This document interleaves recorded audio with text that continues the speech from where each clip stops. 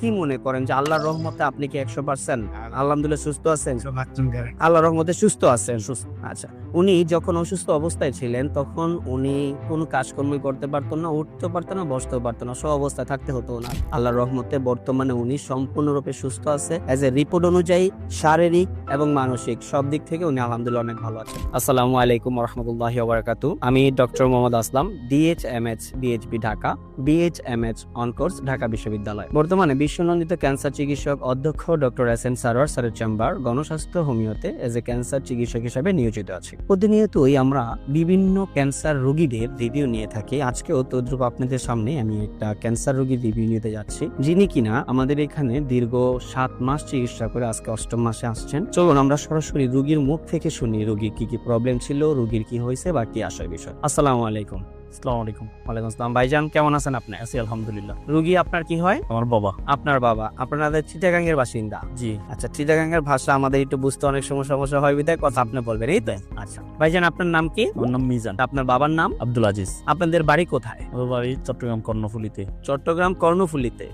সিকলবাহা আদর্শপাড়া। আদর্শপাড়া হলো গ্রাম? জি। গ্রাম হলো আদর্শপাড়া। নাম কি ইউনিয়নের নাম? সিকলবাহা। সিকলবাহা। এটা কর্ণফুলীতে পড়ছে, চিটাগাং? জি জি। আচ্ছা, চিটাগাং এর ওখানে গিয়ে এই নামে আমরা যদি খোঁজ করি, আপনাদের বাড়ির নাম জানি কি বললেন? আমাদের আব্দুল আলী সিকদারের নতুন বাড়ি। আব্দুল আলী সিকদারের নতুন বাড়ি? জি। আচ্ছা, উনি আপনার বাবা সর্বপ্রথম কি সমস্যা ভাবে আক্রান্ত ছিলেন, কেন আপনারা হসপিটালে গেছিলেন? ওনার সর্বপ্রথম গলায় প্রবলেম হইতো, খাওয়ার দাওয়ার খাইতে সময় মনে হইতো ওনার কিছু একটা বাঁচতেছে জি গলার মধ্যে। জি। হঠাৎ রমজান 25 বা 26 রমজানের দিকে এটা ফেটে যায়। কত সালে? এই গত রমজানে। গত রমজানে? জি। আচ্ছা, ফেটে যায় ওটা।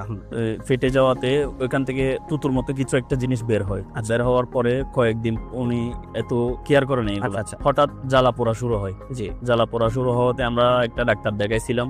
ডাক্তার পরামর্শ অনুযায়ী বিভিন্ন পরীক্ষা নিরীক্ষা করাইছি। পরীক্ষা নিরীক্ষার মধ্যে এটা কি বলে, গলার এন্ডোস্কোপি করেছিলাম। হ্যাঁ, এন্ডোস্কোপি করাইছি। এন্ডোস্কোপিতে বলতেছে যে ওনার গলার অবস্থা ভালো না, আপনারা দ্রুত হসপিটাল ভর্তি করান বা বায়োপসি করান। আচ্ছা আচ্ছা, আমরা বায়োপসি করানোর জন্য বিভিন্ন জায়গায় গেছি, অনেকজনে অনেক রকম ডিমান্ড করছে। জি। শেষ পর্যন্ত আমরা চট্টগ্রাম হসপিটালে বায়োপসিটা করি। ওইখানে বলতেছে যে ক্যান্সার।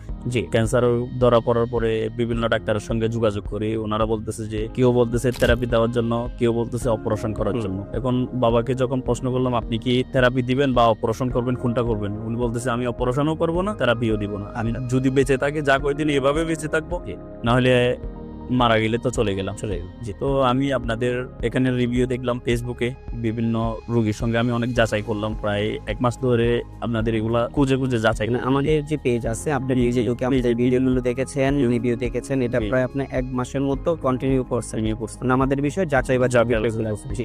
1 মাস পরে আমি খোঁজ নিয়ে নাম্বারে আমি যোগাযোগ করি। তারপর উহি একজন ছিল, ওদের 2 জনের সঙ্গে আমি যোগাযোগ করি। যোগাযোগ করে ওদের থেকে ঠিকানা নিয়ে এখানে আসলাম। এখানে এসে চিকিৎসা শুরু করলাম। আমরা টোটাল কত মাস ব্যয় চিকিৎসা করছি? 5 মাস, 4 মাস শেষ। 5 মাসে যখন আসছি আমাদেরকে পরীক্ষা দেওয়া হয়েছে।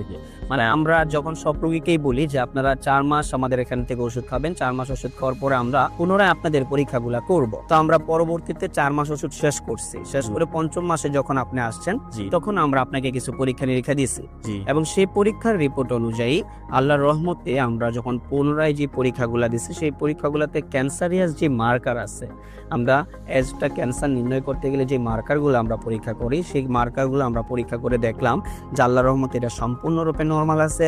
ওনার ব্লাডের কিছু প্রবলেম ছিল, সেটা সম্পূর্ণরূপে আলহামদুলিল্লাহ নরমাল আছে। ওনার প্রস্রাবে কিছু সমস্যা ছিল, সেটাও সম্পূর্ণরূপে নরমাল। এবং সর্বোপরি আমরা একটা আলট্রাসোনোগ্রাম করছিলাম, হোল বডি, ফুল অ্যাবডোমিনের একটা আলট্রাসোনোগ্রাম করছে, আলহামদুলিল্লাহ সেই রিপোর্টটাও নরমাল। এবং কিডনির যত প্রবলেমগুলো ছিল, যেমন ক্রিয়েটিনিন, এরপরে আপনার এসজিপিটির, এই সমস্ত রিপোর্টগুলো কিডনি এবং লিভারের, এটিতে আলহামদুলিল্লাহ উনি সম্পূর্ণরূপে সুস্থ আছে। 4র্থ মাসে ওষুধ শেষ করার পরেই 5ম মাসে উনি সুস্থ আছে। এটা আল্লাহর কাছে হাজার হাজার শুকরিয়া।